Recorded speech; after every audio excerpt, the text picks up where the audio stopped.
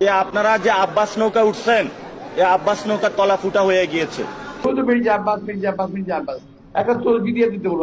সকালবেলা উঠে আল্লাহর নাম নিয়েই চাঁদাবাজি শুরু করে, খালি উল্টাপাল্টার কথা কয়, মানে পায়ে পাড়া দিয়ে ঝগড়া করতে চায়। মির্জা আব্বাস ভাইয়ের আজকে বিবাহ বার্ষিকী, আমি সহ্য করতে পারছি না।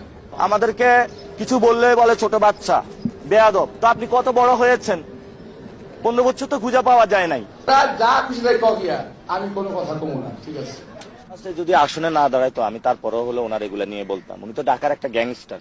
ঘুম থেকে উঠে মানুষ নামাজ কালাম পড়ে আল্লাহর নাম নেয়। একজন আছেন উনি প্রথমে আমার নাম নেন, এটা খুব খারাপ। না না, আমি সকালবেলা উঠে আল্লাহর নাম নেই। তার নাম জপ করে কি সওয়াব হবে নাকি? গুনাহ হবে উল্টা আরো। ভাই আমি আছি খুব ঝামেলায়। এক সন্ত্রাসীর বিরুদ্ধে দাঁড়ায়া যে সন্ত্রাসীর নাম উচ্চারণ করবেন না।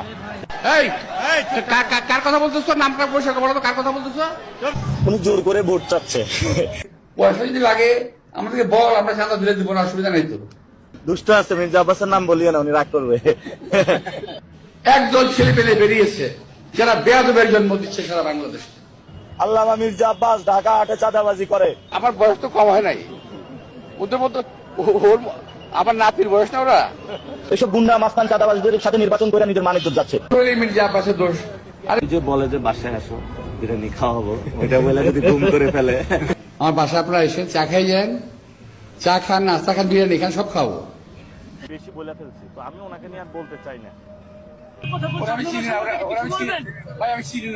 পরীক্ষার শেষরা রিভিশন দিতেছি। হওয়ার কি আছে ভাই? বয়স কম, রাজনীতি শিখো, দেশের রাজনীতি করো।